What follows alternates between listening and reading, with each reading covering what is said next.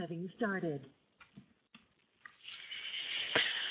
Okay, the reason that I thought I was going to be terribly, terribly late, all of 2 minutes, it's now 4 minutes, was because I checked the exam preparation link where I was going to put the exam project, and I just wanted to make sure in here that it was there. So I've gone in and I've made sure it's there now. So if you click on the exam preparation link, if you're following me through, and the exam project document is now straight under the exam. Oh, this is where the error is. Oh, no, it's not. I just had a mental fuzz. The mental fuzz was that when you see your exam, I think OUA have it listed as being the final exam is 50%, where in fact it's only 30% of your grade because you did that mid-semester exam, and that's how we split it up. But I think they still have it listed as 50, so I just needed to clarify that with you. All right, so it's not going to be too drastic for you, but here is where the fun begins. So what I'm going to do is I've already opened the document. Feel free to download it now so that you can open it, and you can either have it on your screen. You can split the screen with watching this WIMBA class and your document. I'll just keep talking for a little bit while you get on and do that, because then we can go through the project together. Now, I'm going to open the project up. I'm going to go through as much as I can. I will ask questions if people want me to demonstrate things, but there is quite a bit to cover, and when we go through it, hopefully it'll make sense to you as to what it is and why, and hopefully the information that I give you will help you to prepare for the exam and actually be able to answer the questions. We're in week 12, and in this week I'm just covering everything as much as I can, and then in week 13 we're going to go through the whole problem-solving cycle for those things that I've asked you to do this week that maybe you weren't too sure about. So I'll answer as many questions as I possibly can without giving you the answers to the exam. Does that make sense? You have to do something on the exam. Okay. The other thing that I will clarify, there are, I think, 4 questions. I just didn't get time to fix them up this afternoon, and I did say I was going to, so I'll try and get them done tomorrow morning. In the trial exam was set up so that you would go in, you would see the question, you would see the possible answers, and then the next time that you go in, it actually tells you the question and where to find the answers in the textbook. I was going to leave every single question with the answer being A, so it really wouldn't matter whether you got it right or wrong. You were always directed to the page to study for the exam. The problem is that I didn't do that. Hang on a minute, this machine's going nutty on me for a minute. It wants to stop and restart. So I wasn't intending on letting everybody know whether they were getting the correct answers or not in the trial exam, because 20 questions from the trial exam are on your exam. However, seeing everybody liked the hints on the questions that were correct in the trial exam, I will go through and fix up those 4 other questions that I had left when I originally created the exam, so that you will know that you have all of the correct answers in there. Even though it's not going to show you the answer, it will tell you whether you got it right or wrong. Does that make sense to everybody? Cool. Has anybody had a look at the trial exam yet? A few people. Do you want me to take you through it? And I'll just show you what I'm talking about.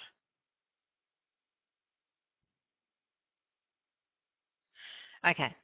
I will quickly take you through it because it's only going to take seconds, and then we'll spend the rest of the time on the exam project.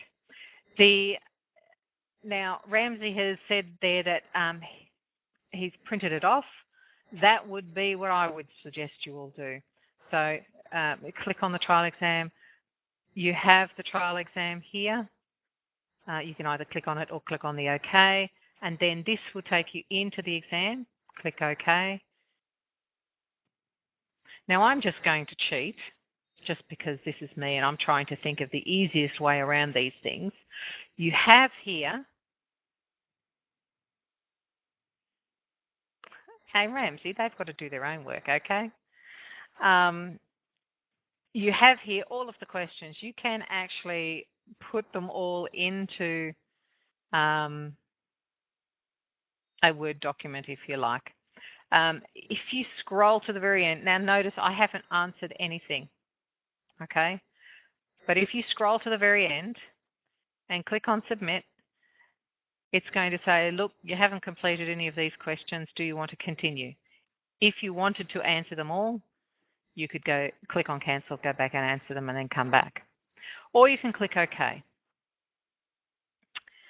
Once you click OK, this will go through the process of submitting all those questions. Now, if you've printed them all out like Ramsey has, then you'll have the questions and the choice of answer. Now, remember, the system doesn't give you the answer.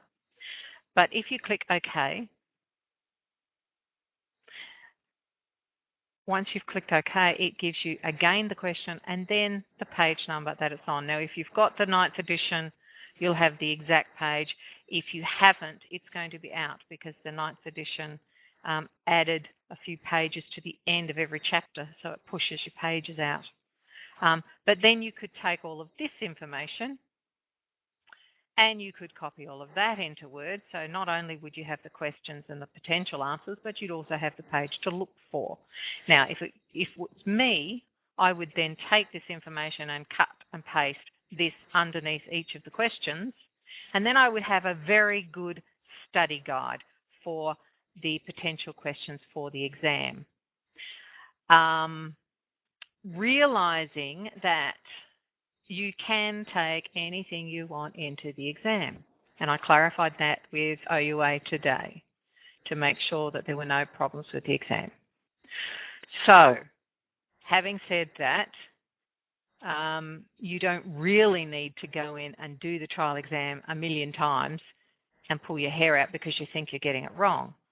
Just go in, print up the page, go straight back in, and then print out this one. Now, the reason I say go straight back in is every time you go into the trial exam, the questions are randomized.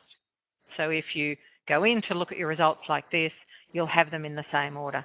If you go out, go and get a cup of coffee, the kids go and play with the computer, and you come back and you have to come in, then you'll have to do the whole process again. Does that make things simple for you for the trial exam?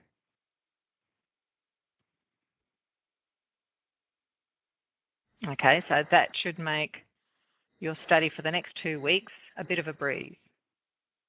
Because all you really have to do now is find all the answers in the text.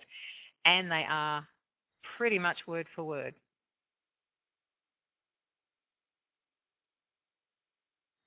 There are 60 questions in the trial exam. And let me be very clear on this because I often say the wrong thing because I'm dyslexic, so I get my numbers jumbled. There are 60 questions on the trial exam. 20 of these questions are in the final exam.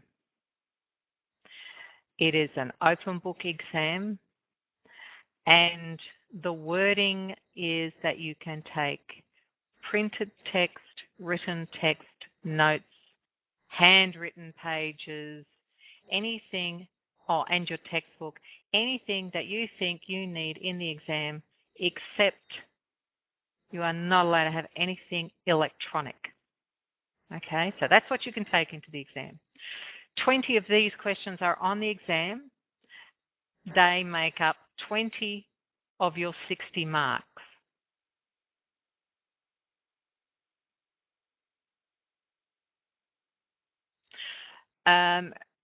Kimberly's asked whether the questions change. Whenever you go into the trial exam, they are randomized. That means that every time you go in, they will be in a different order.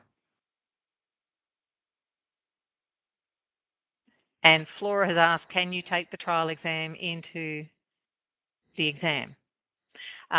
what I've just said to you is print off all the questions with the potential answers, then print off this solution page that tells you where the answers are, cut and paste it all together, find the answers, and yes, you can take it into the exam because it's part of your learning. Does that make sense? It is based on chapters 1 to 10, not 6. Okay?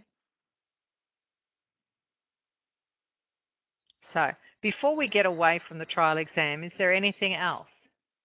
So this is 20 marks on your final exam come from these 60 questions. So 20 questions are from this. 40 marks come from the exam project that we're going to spend the rest of the time on. Is that okay? Okay. Chapter 6 is not in the final exam.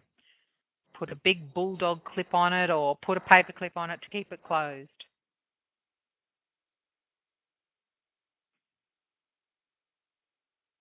All right, I'm going to get out of this trial exam and I'm going to go back to the course content page and go all the way back down here to the exam preparation. All right, this is all we're going to be playing with. So this page, oh, I forgot to take the coming soon out because that's the trial exam. Okay, so you have all of this material, the trial exam and the exam project. So we're going to go through the exam project now. Hang on, more questions.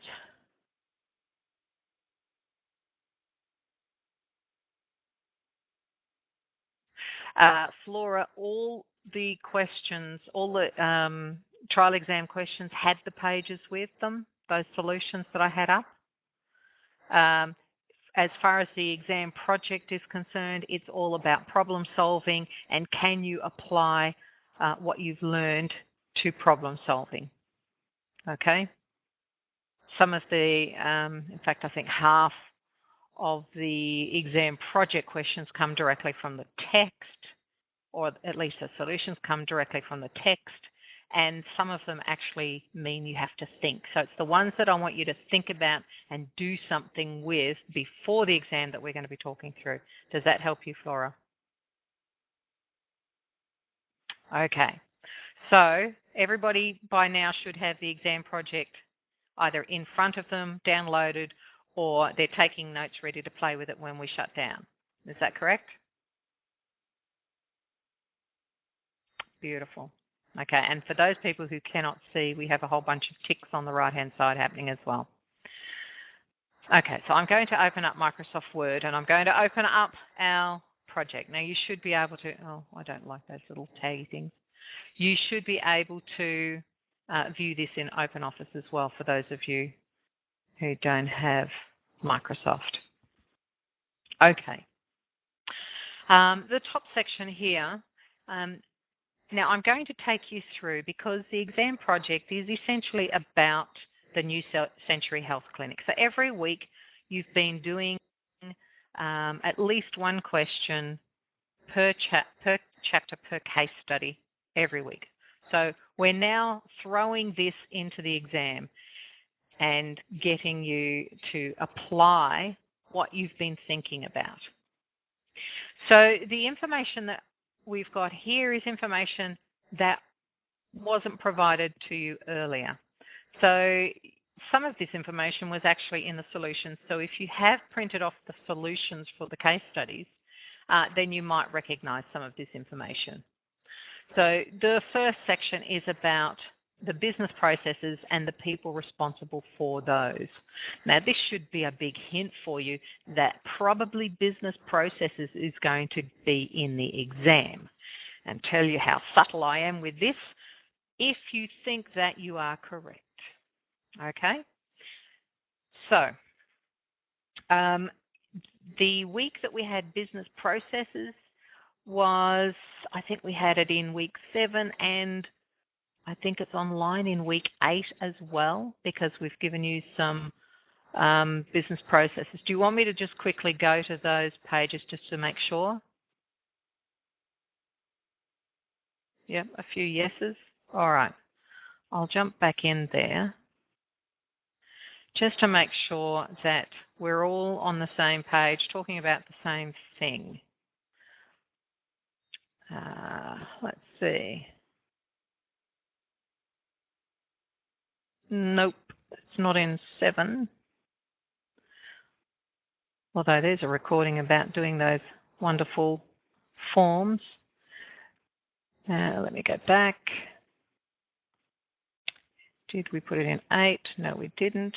If it's not there, then I'll grab it all and put it in. Look, there's your ERDs.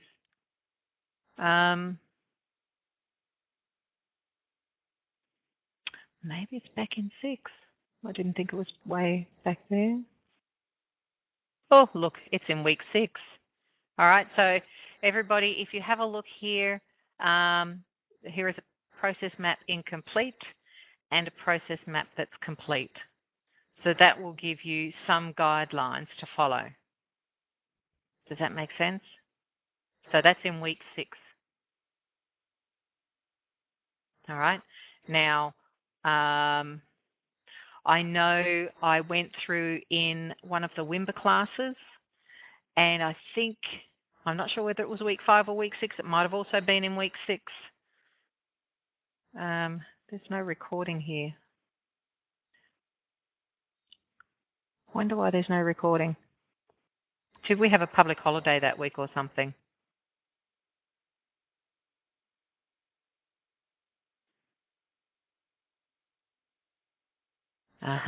Then I must have covered it in week 7 or week 8, because I know I have covered it.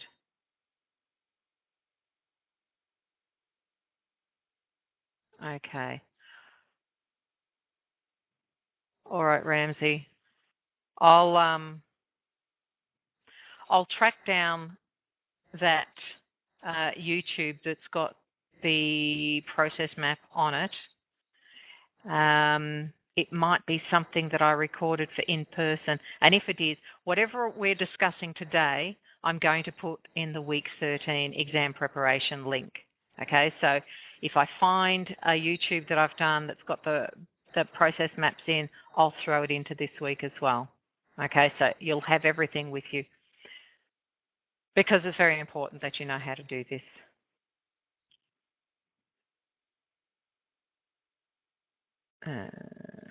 Okay. All right, so let's get back to our project. Okay. This little table at the top was in the solutions for case study 1, okay, for New Century Health Clinic. Carla is responsible for the supplies, so the clinical supplies and the office supplies. So she's in charge of the inventory. And she's responsible for preparing reports and things. So we've given you here a background. And then we've given you some processes. Okay? So here we have some processes. Whenever you're looking at processes, think of a paragraph as being one process. Sometimes you can break a paragraph down into several processes, but it should just be one. So this paragraph is one process, this paragraph is another process, this paragraph is another process, and this paragraph is another process. Now, in the exam, you need to identify a process map. You actually need to identify it from text. Okay? Now, let me be very, very clear. In planning, in studying, in preparing for the exam, I would suggest that you draw process maps for these, just to get into the habit of being able to interpret a paragraph into a process map. But none of these processes is on the exam. Okay? Now, Does anybody remember who it was from New Century Health Clinic that I kept harping about and using as an example for processes? Does anybody remember? Hey, Leanne's got it. So what I would suggest is you print off Lisa Sung's interview transcript, and I would take the different paragraphs from Lisa Sung and create some process maps from that. Okay? Because I guarantee if you can draw the correct process map from Lisa Sung, you'll get the answer on the exam question correct. Fantastic, Flora. Thank you for that.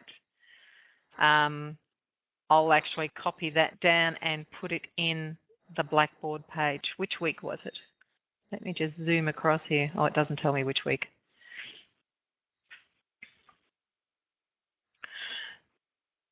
Okay, so they're the processes. So there is a process map, and you'll need to identify the text that goes with the process map.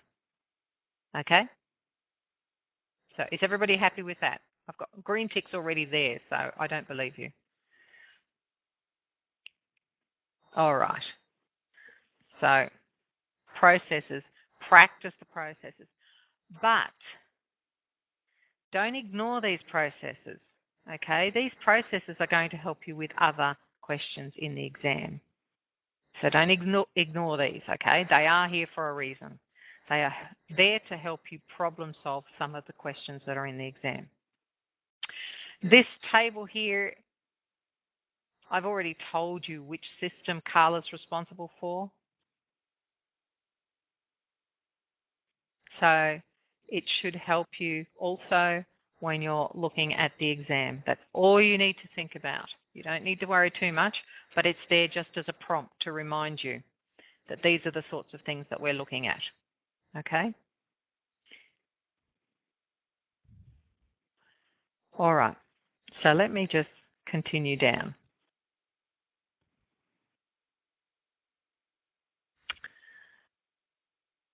Now, there you go. There's a process map. And I was going to take that out. Looks like I've given you an easier question.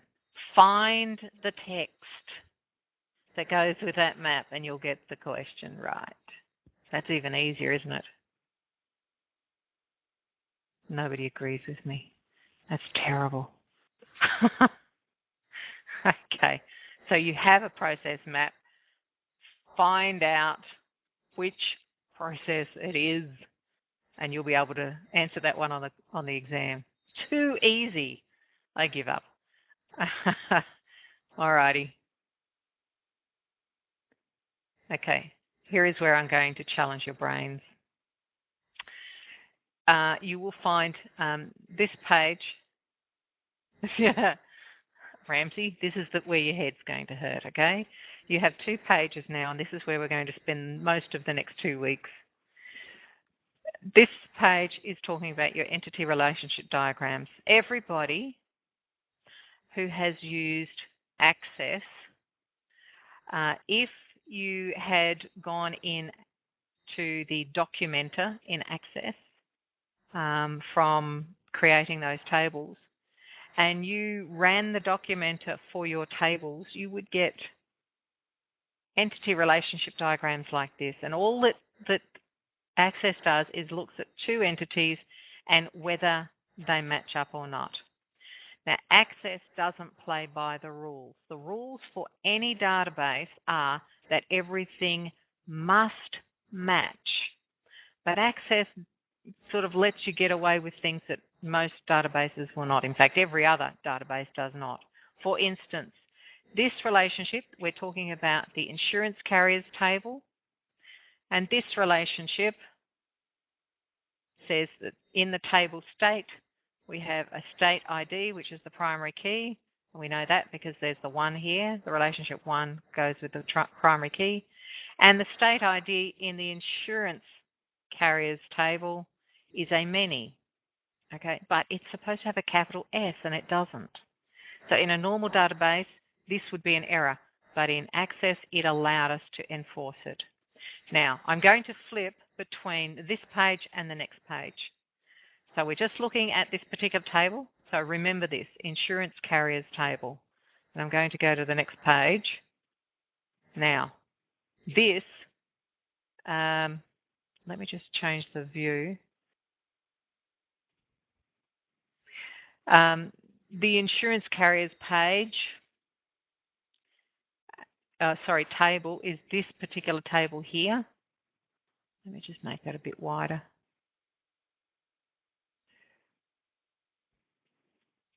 All right. In the copy in front of you, it's very, very small as well. But the insurance carriers page is here, and we have state ID down there. Can you people see my mouse? Oh, good. Okay. So we've got state ID here, and it has a one-to-many relationship with the state table up here. So we have state, and it has a one-to-many relationship. And that is enforced. Now, we know it's enforced because we have a 1 there, and we have the infinity symbol down the bottom. Oh, good, Ramsey. Okay, very clear once you've printed off. You're going to need this, okay? Now, those of you who have already printed it off, please take particular note of the insurance carriers table, okay? Now we're going to go back to the previous page. So we're dealing with this table, this one up here. Now I have put a line at the bottom of every table. So there's one there, and, well, we don't want one at the end of the page. Okay, so we've got 3 tables on this page that we're dealing with.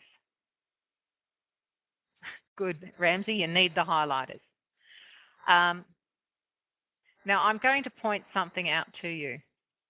We're going to go back to this table. This table, I've only got one relationship in that table. Okay, so those of you who are looking at this page, our relationship diagram, how many foreign keys can you count that are in that table?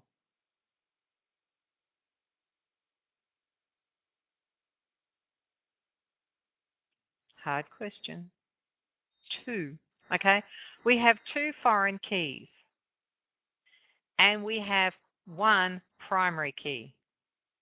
Okay, so the first one, insurance code number ID, that's our primary key. And we have suburb ID and state ID as foreign keys. Now we know this because it has ID after it. Okay, so if you're working with databases, always stick with a simple standard that's going to help you identify these things. I always use ID after my primary key. That means I'm always going to find the foreign keys.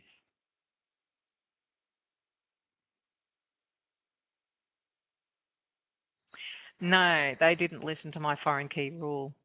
Now, if you hand this relational database to any friend who works in databases, they're going to say, oh my God, this database will never work. That's the whole reason you have it. This exam project is about you walking in and the database developer handing it to you and saying, I've got a problem and I don't know what it is. And you're going to say, you what? And you need to know the rules.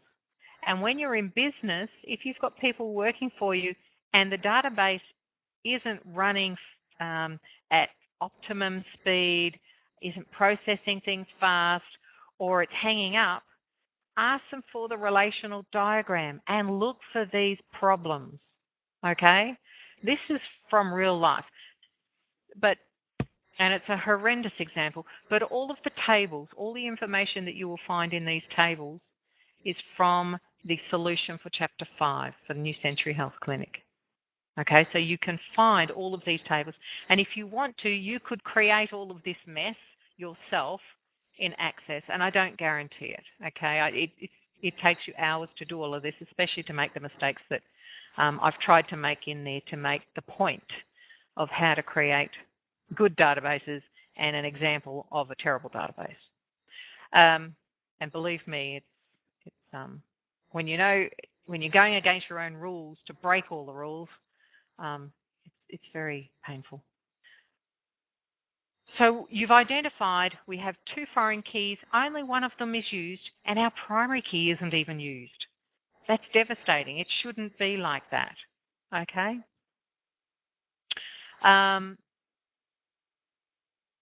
So here we go. The next table down. So just keep that particular table in the back of your brain, okay? The next table that we're going to look at is the one called month-to-date payments. Okay? So if we go back,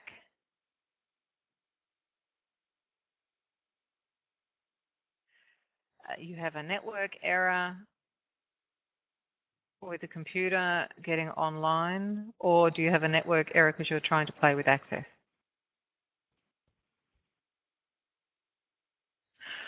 Okay, Danielle.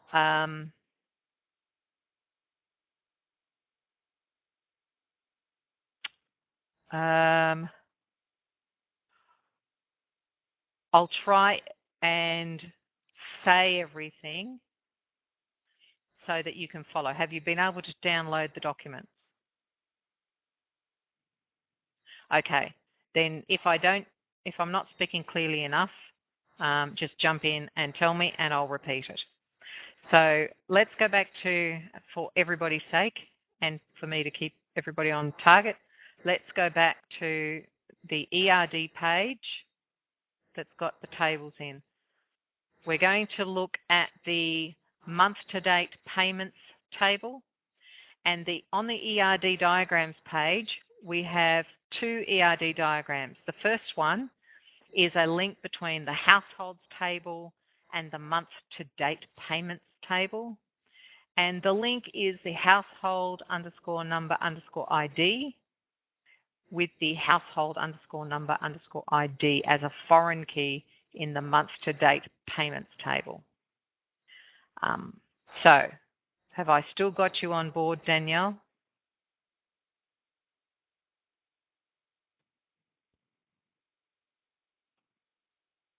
Great. Now, everybody can see that this householders table and the householder underscore number ID and the householder number ID in the month-to-date payments table is a one-to-many relationship. And if you look underneath, it says attributes and it says enforced. Okay, so we know that this is correct. And if we go to the next table, which is our database relationship table, and we have a look at our month-to-date payments table, we have that household underscore number underscore ID relationship with the households table and the households underscore number underscore ID relationship. Okay, and it's a one-to-many relationship. We know that is correct. Okay. Now, having a look,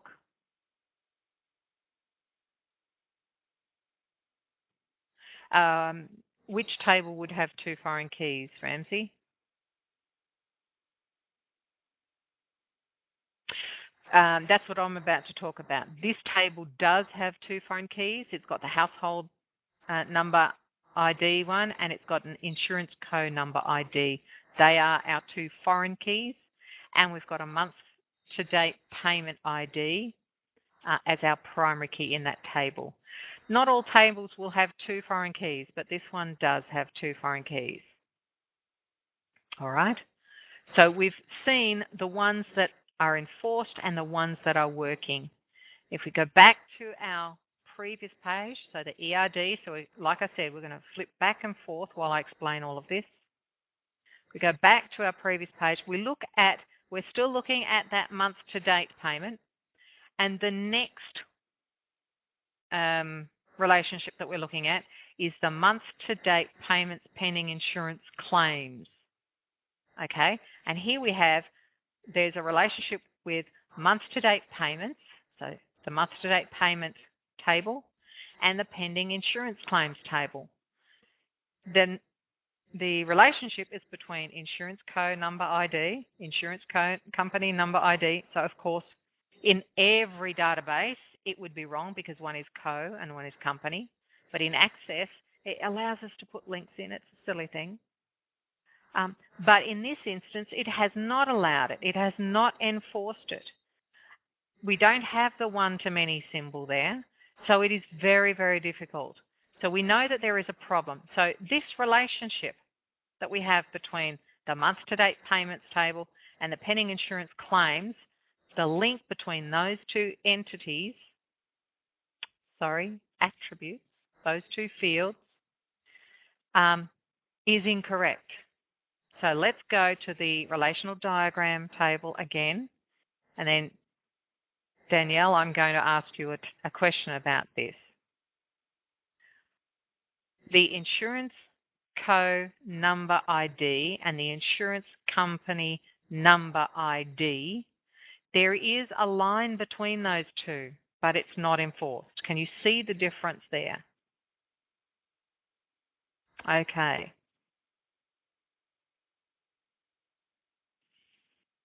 Now,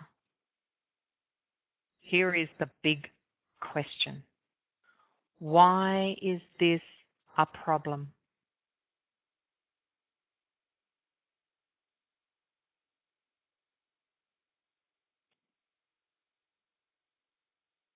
Our entity relationship diagram on the page before told us it could not be enforced. It was a problem. Okay, now I clarified with the first table at the top where we've got state ID with a capital S and state ID with a lowercase s, that Access does allow you to enforce incorrect names.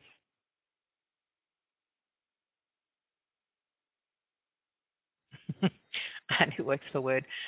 Yeah, you can cheat with Word.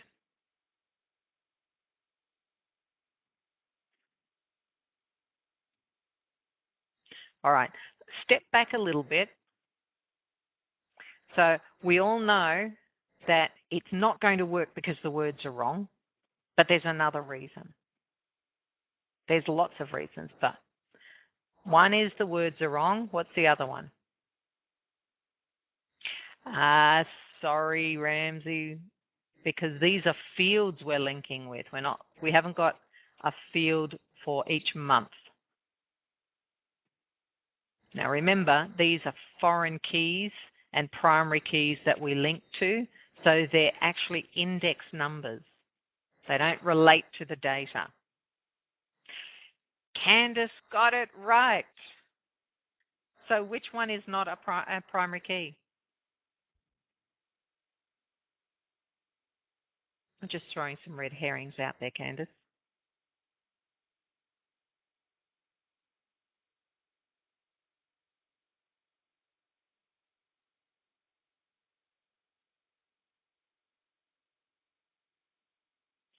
All right. So you're telling me the foreign key names. So in the month-to-date payments table, the insurance co number ID, is that a primary key or a foreign key?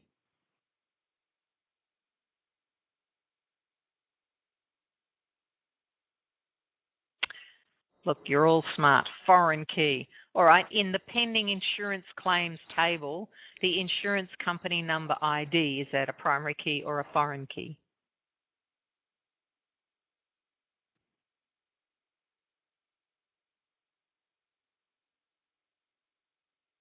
It's got an ID after it, Candice.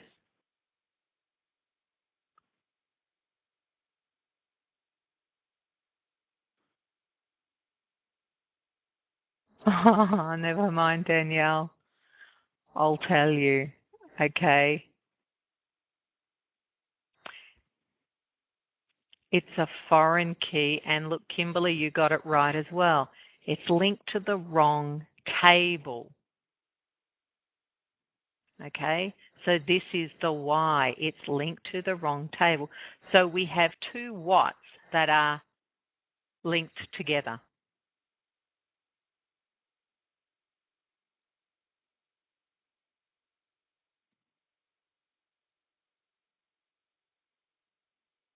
Correct. We have two foreign keys linked together. Okay, so talk about giving a computer a headache, just link two foreign keys together. So tell me, what table should these two foreign keys be linked to?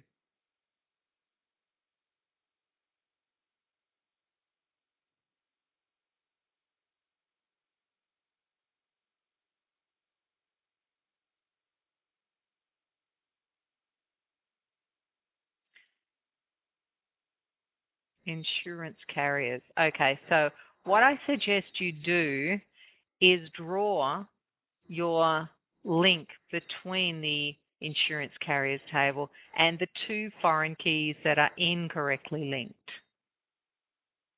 so that you know what that relationship is. Now, Danielle, are you able to do that? Can you find that, because you can't see it on the screen, can you find the primary key in the insurance carriers table and link it to the two foreign keys that are at the moment incorrectly linked?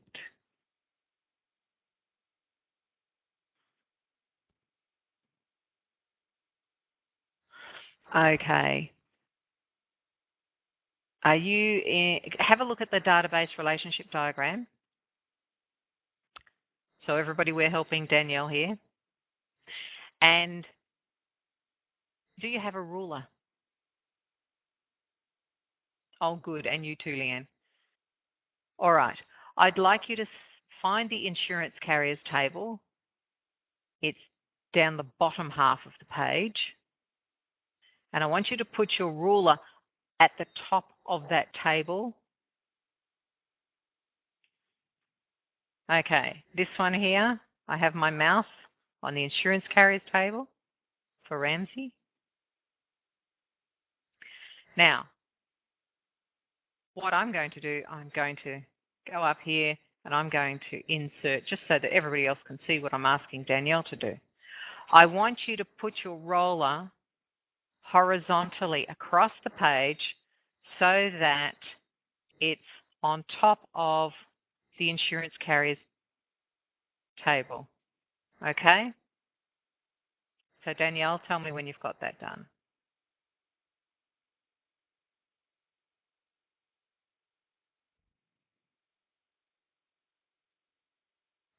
Okay. Can you see the screen now, Danielle?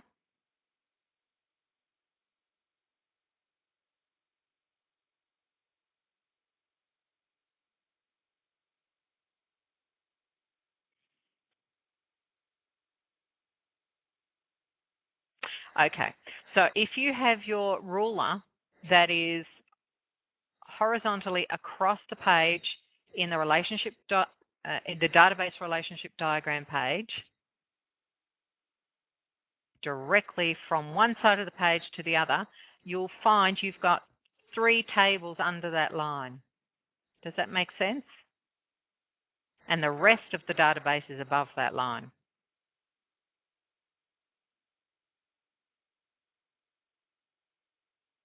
All right. So has everybody else got that? Do you all understand what I'm doing here? Okay. So, Danielle, the three tables that are most important for the exam is everything that's under that line.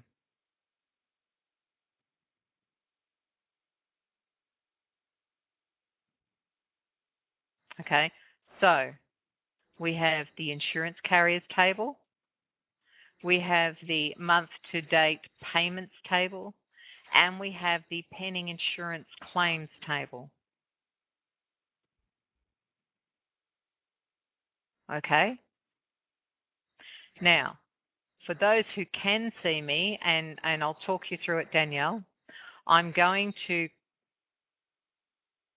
the third one is the pending insurance claims table. It's directly underneath the month-to-date payments table.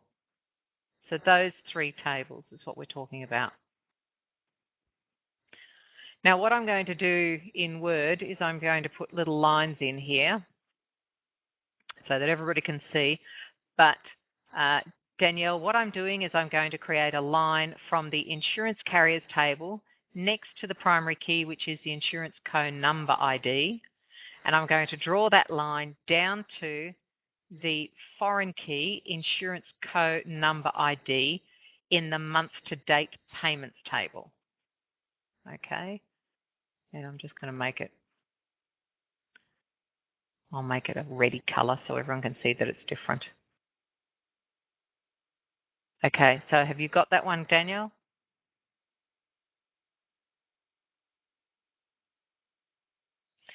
Okay, the next link that I'm going to put down there is from the same primary key, so in the insurance carriers table, from the same primary key, but this time going to the foreign key that is sitting in the pending insurance claims table, which is underneath the month to date payments table. Okay, so has everybody got that? Just make it red as well. Oops, sorry.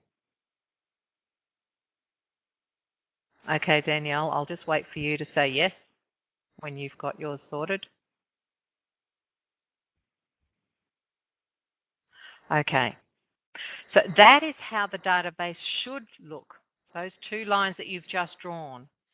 For those of you who can see the mouse, and for Danielle,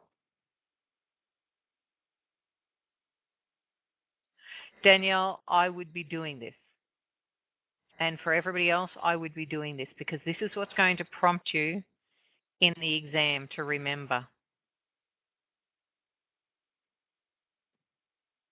Okay, because it's a tricky question in the exam. And if you can understand what this problem is and you can fix it, then you'll be able to solve the problem in the exam.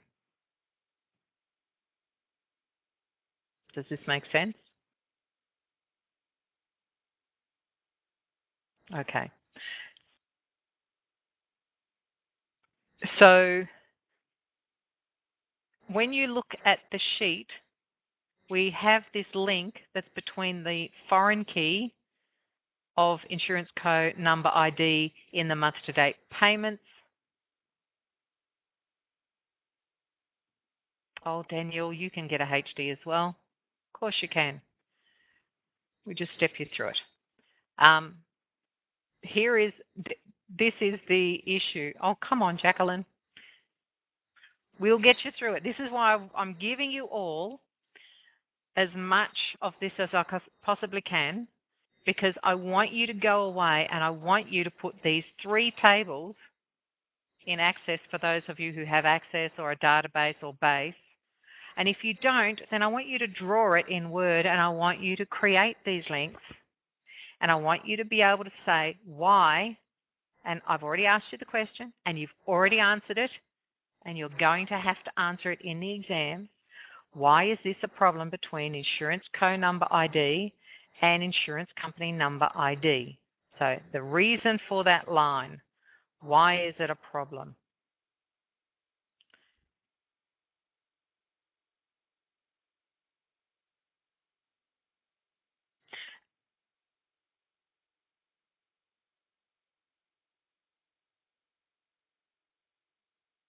And Sally, exactly, because they are both foreign keys. So you've all got that answer before. And the reason I want you to look at the problems in this database is that I don't want you to get confused. What I want you to do is understand that if something is not enforced, there is a major reason for it, because Access is the only database tool that allows you to break the rules, but it still will never, ever allow you to link two foreign keys together. Okay, does that make sense? Danielle, do you have Access at all?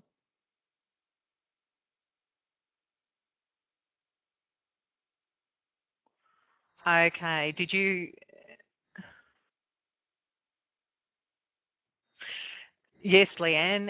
According to Access, there was nothing wrong with it, even though in a normal database, it would never work because it's all of your databases are case sensitive. So every character that's in there, everything that is written must be exactly the same foreign key and primary key to link.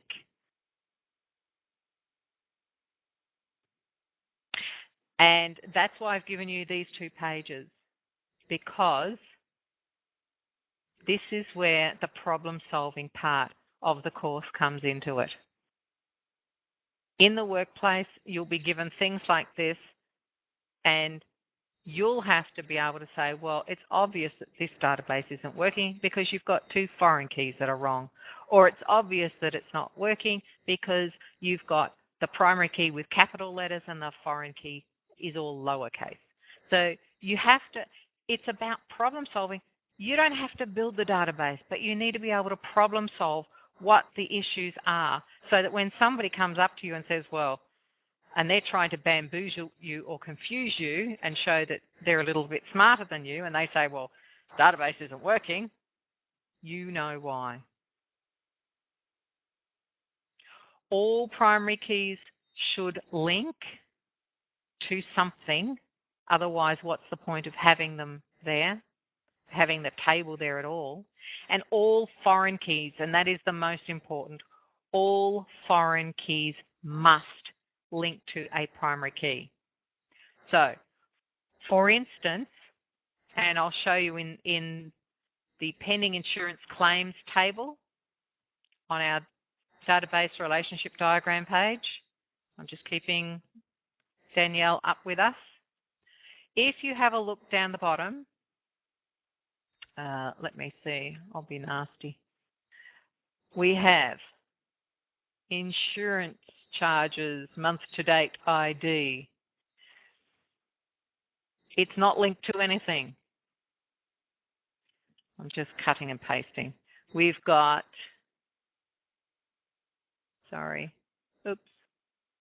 moving too many things around. We've got insurance charges year-to-date, but that doesn't have ID. We have insurance payment month-to-date ID, and that's supposed to link to a table, but it's not. We have insurance payment year-to-date. That's not a foreign key, so we don't have to worry about that. We have appointment number ID, and look at that. It is linked to the appointment number ID. Okay, so we have to be careful. If you went through this database, you would find over here our suburb ID. That's not linked to anything either. So you would expect to have tables for everywhere there's an ID, because if there is a foreign key, there must be a primary key. There must be a table. And if you have a look at this database, you will find lots of errors in the database. And what I want you to focus on is everything below the line. Okay, Danielle?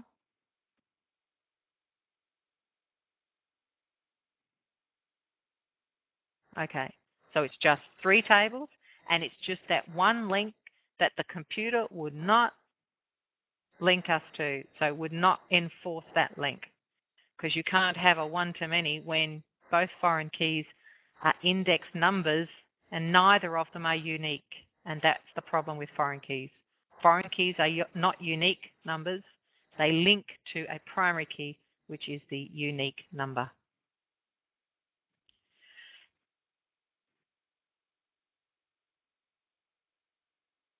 Danielle, the question that's on the exam is all about that problem, that one link. Okay, it's worth 4 marks.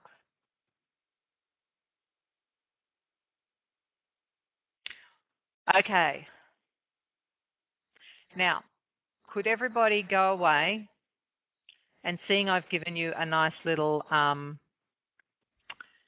process map, between now and next week, I want you to try to put these 3 tables together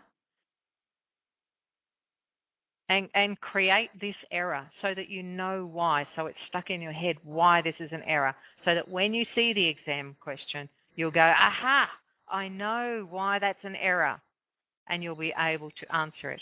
And the other thing I would like you to do is I would like you to go through and find in your transcripts, and Danielle, I'm going up to the process map. I'd like you to find in your transcripts the text for that process map. Okay? So they're 2 questions, and they're both worth 4 marks, and that's 3 pages on your exam project. Next week, if there are any questions about that, I'll discuss that in the final lecture capture, and I will go through the process again of the exam and answer anything else within reason. I will not be giving you the answers to the questions, though.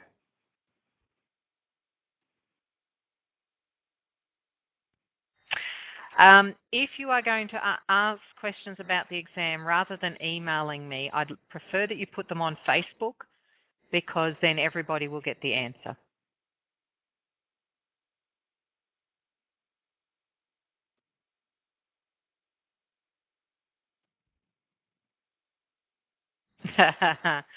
Bribing is not going to help.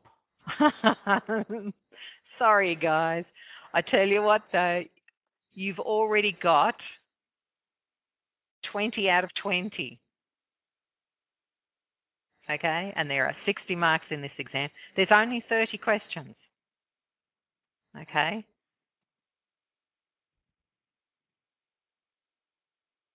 And you've already got 20 of them. It's just that those other 10 are worth 4 marks each.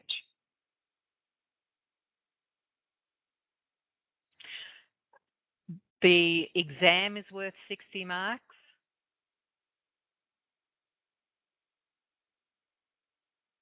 So what happens is we have 20 questions worth 1 mark each. We have 10 questions worth 4 marks each. So we've got 30 questions in all worth 60 marks. And then you divide the total of that by 2 to get your 30% of your overall grade. Is that clear? Hopefully my dyslexia didn't do bad math right now.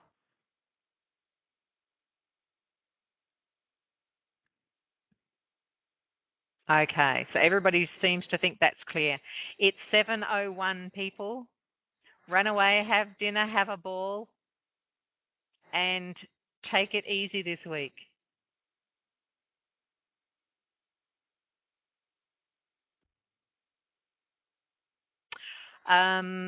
For the assessment, so long as you finish your assessment items by the end of the study period and email me just to remind me that you've done all 4. So give me those print screens, or tell me who your tutor is so that I can look at your page where you've actually put your print screens. So long as I can see the 4 of them there, I will prepare the certificates during exam week, okay? And then I'll email them out to everybody. No, they're not required. They were optional for those people who do want a certificate for completing basic Microsoft. Don't panic. Okay, we have a couple of tutors, and there's 450 enrolled students and only 420 actually engaging. So I do need to know who the tutor is. So email me and I'll make a list so that I can go through them in the exam week. And if you do want to do them and you're not snowed under with your other courses, you can finish them this week if you want to. This week and next week. Okay. So if everybody's happy, next Monday I'll jump on again and answer any questions. If there's anybody else who missed today and wants to jump in and ask questions, then they can do so. Kimberly, you get a certificate if you have done Word, Excel, Access, and PowerPoint. And you must get that 100%, well, minimum 80%. You don't have to get 100%, but you must get a minimum 80%. Yep, so long as you've completed all 4, you'll be sweet.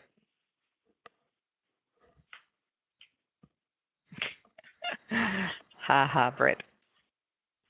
I'm not giving red hat certificates. All right. I wish my dinner was ready. I've got to go home yet and cook mine.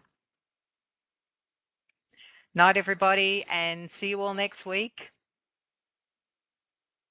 And I'll stop the recording.